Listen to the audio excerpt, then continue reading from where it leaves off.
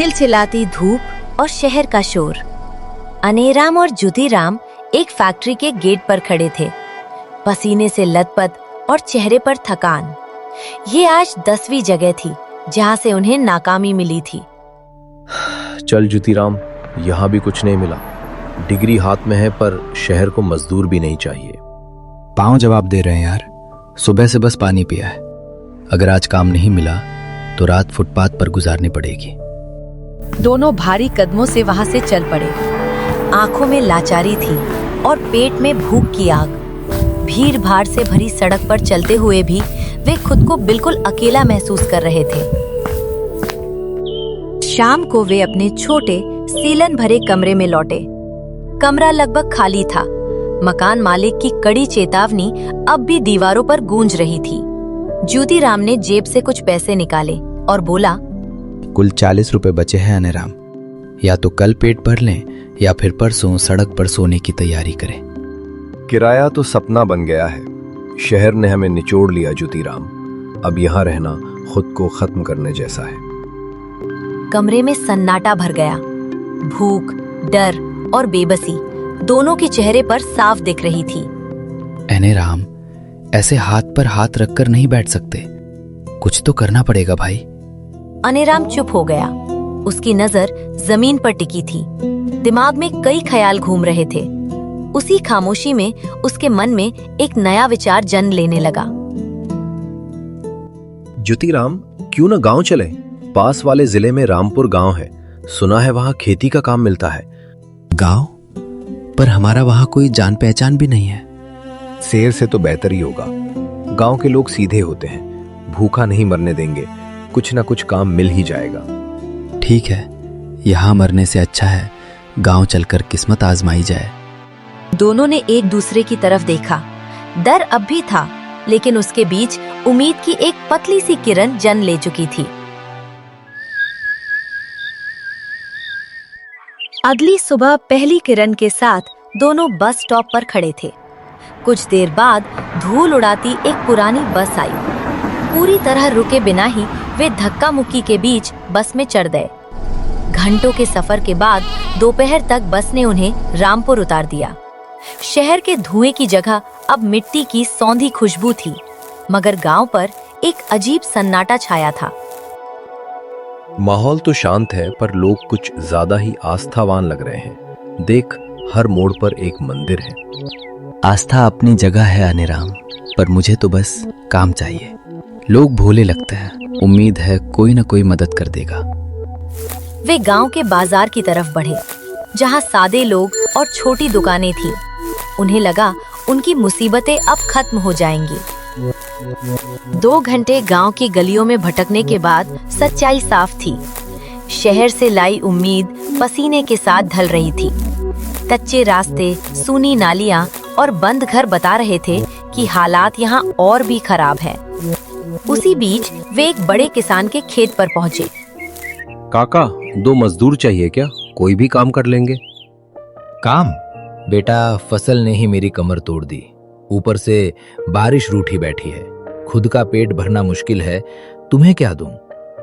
किसान का दुखड़ा इतना लंबा था कि काम की बात बीच में ही दब गई और दोनों आगे बढ़ गए। थोड़ा आगे एक किराने की दुकान दिखी। उम्मीद की आखिरी किरण समझकर वे वहां रुके। भैया, दुकान पर कोई मदद चाहिए हो तो? अरे वाह, शहर वाले बाबू अब गांव में नौकरी ढूंढ रहे हैं। यहाँ गांव के लड़कों को भी पूरा काम नहीं मिलता, तुम्हें कहां से दूं? भैया, हम शहर के नहीं, बस मजबूर हैं। मजबूरी सबकी है भाई। जाओ आगे बढ़ो, शायद किस्मत आगे मिल जाए। शाम घिरने लगी थी। काम न मिलने से दोनों टूट चुके थे। गांव के बाहर एक पुराने बरगद के नीचे अनेराम और ज्योतिराम बेजान बैठे थे। भूख से पेट में मरोड़ उठ रही थी।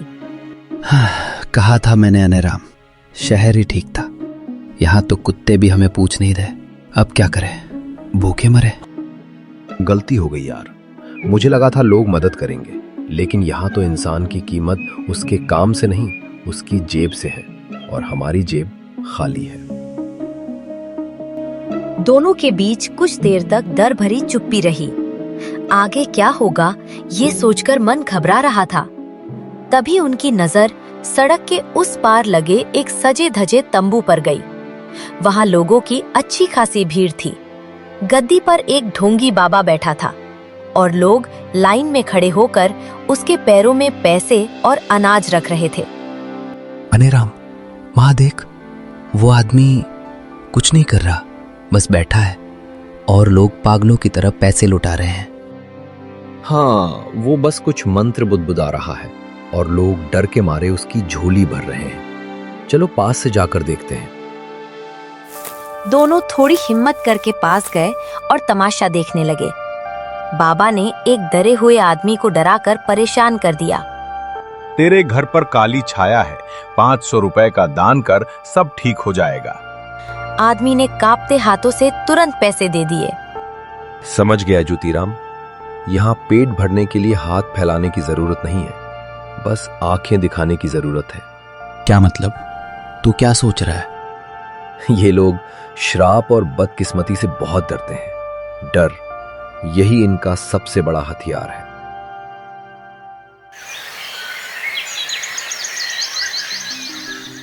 रात हो गई थी।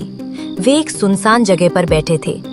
अनेराम के दिमाग में एक खतरनाक खुराफात चल रही थी। सुन ज्योतिराम, अगर हम भी बाबा बन जाएं तो? पागल हो गया है क्या? हमें मंत्र नहीं आते, पूजा पाठ नहीं आता। पकड़े गए तो लोग मारकर भुर्ता बना देंगे। अरे मंत्र कौन समझता है, बस संस्कृत जैसे शब्द बोलने हैं। ओम ह्रीम क्लीम, और थोड़ा गुस्से में देखना है। एक्टिंग ही तो करनी है। कल से भूखे नहीं सोएंगे, मेरी गारंटी है। ज्योतिराम पहले डरा, लेकिन फिर पेट की भूख ने उसके डर को हरा दिया। गांव के बाहर एक खंडहर में उन्होंने अपना भेष बदलना शुरू किया। अनेराम ने अपनी पुरानी धोती फाड़कर लंगोट जैसा बनाया और ज्योतिराम ने पास पड़ी राख उठाकर पूरे शरीर पर मल ली। आज से मैं अनेराम नहीं, श्री श्री देजारो 8 त्रिकालदर्शी महाराज हूँ, और तू मेरा शिष्य मौनी बाबा। तुझे कुछ बोलना नहीं है, बस हुंकारा भरना है। यार, मैं तो सच में डरावना लग रहा हूँ। अगर इससे रोटी मिलती है तो यही सही। चांदनी रात में 2 बेरोजगार दोस्त अब पहुंचे हुए संत बन चुके थे।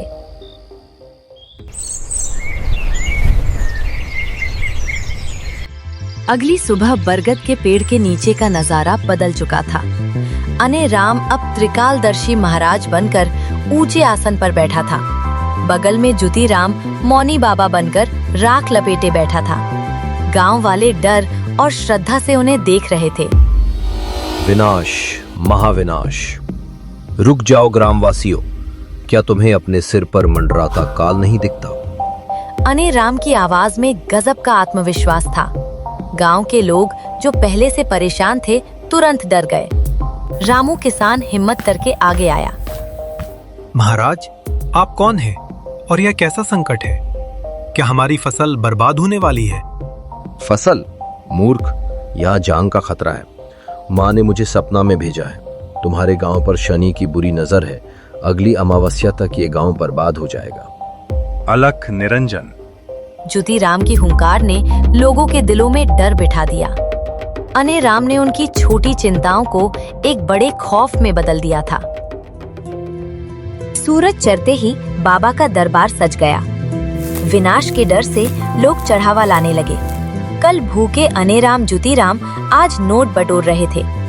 अनेराम गद्दी पर बैठ शिकार ढूंढ रहा था। तभी एक औरत आगे आई। बाबा, घर में पैसा नहीं टिकता और गाय ने दूध देना बंद कर दिया है। तेरी गाय को नहीं, तेरे भाग्य को नजर लगी है। घर की उत्तर दिशा में काली छाया है जो लक्ष्मी को आने नहीं देती। तो क्या उपाय है बाबा? दोष निवारण के लिए स्वर्ण तुल्य दान करना होगा। 501 रुपए का गुप्त दान कर सब ठीक हो जाएगा। मन में शंका मत लाना। सुमित्रा ने तुरंत 500 का नोट कमंडल में डाल दिया।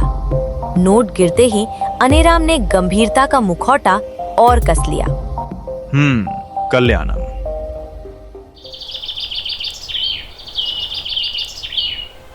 गांव के कोने की टूटी झोपड़ी में मायूसी थी। खटिया पर रघिया तेज बुखार में तड़प रहा था उसकी पत्नी गौरी गीली पट्टी उसके माथे पर रखे थी, पर बुखार कम नहीं हो रहा था।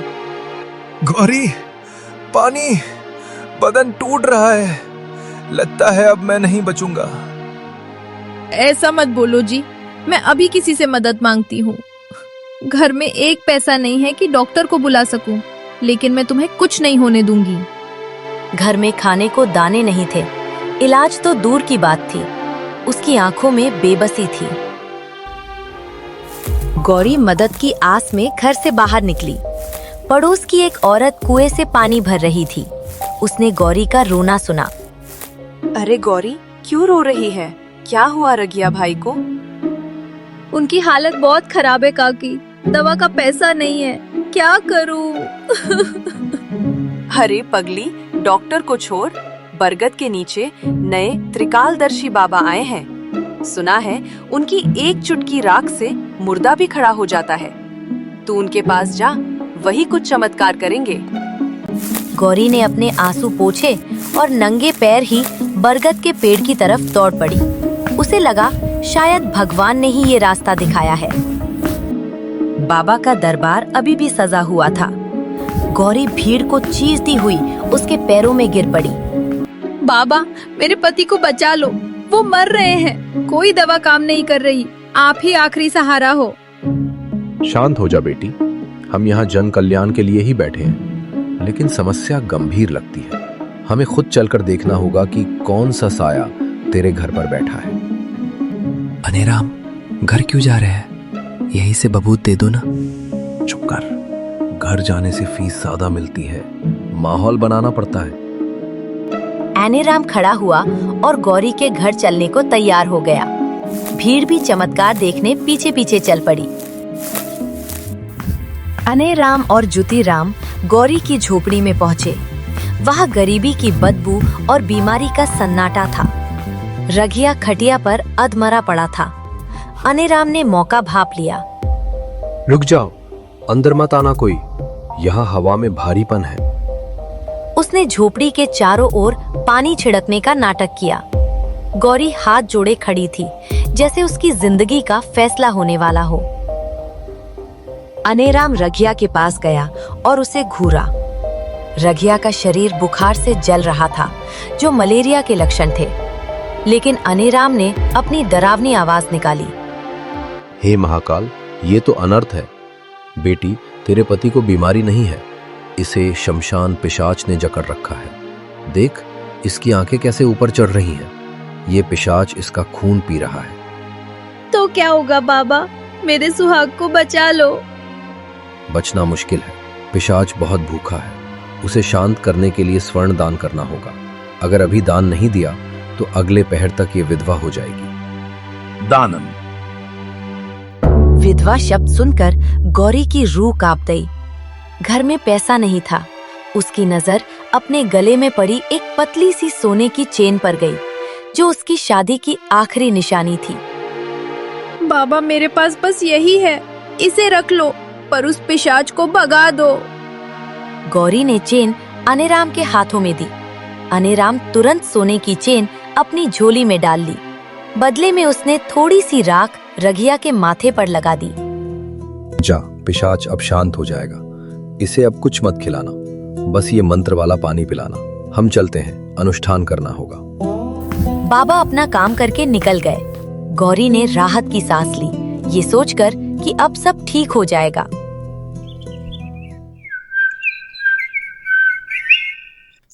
शाम हो गई, लेकिन रघिया की हालत सुधरने के बजाय बिगड़ती गई। उसे झटके आने लगे। बाबा का दिया हुआ पानी भी गले से नीचे नहीं उतर रहा था। रघिया की सांसें उखड़ने लगी। पड़ोस के कुछ समझदार लोग इकट्ठा हो गए। गौरी, ये बाबा के चक्कर में मत पड़। देख रघिया की हालत, ये झाड़ फूक का मामला नहीं है, इसे तुरंत डॉक्टर की जरूरत है। पर बाबा ने कहा था। बाहर में गया बाबा, मैं अभी डॉक्टर रंजीत राभा को बुलाकर लाता हूँ। अगर रघिया को कुछ हो गया तो उस बाबा को छोड़ेंगे नहीं। रमेश दौड़ कर गया। गौरी अब डरी हुई थी, पिशाच से नहीं बल्कि इस सच्चाई से कि शायद वो लुट चुकी है। थोड़ी देर में डॉक्टर रंजीत राभा आए। उन्होंने रगिया की नब्ज देखी और तुरंत इंजेक्शन दिया।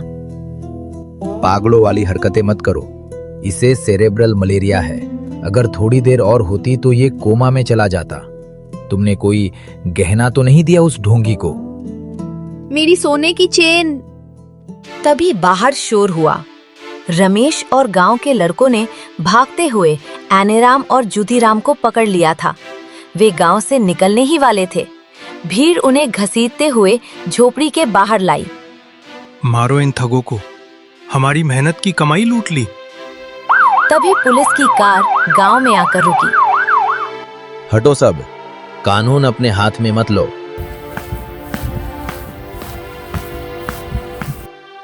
साहब गलती हो गई, हम तो बस। चुप, थाने में तेरी कुंडली बांचूंगा।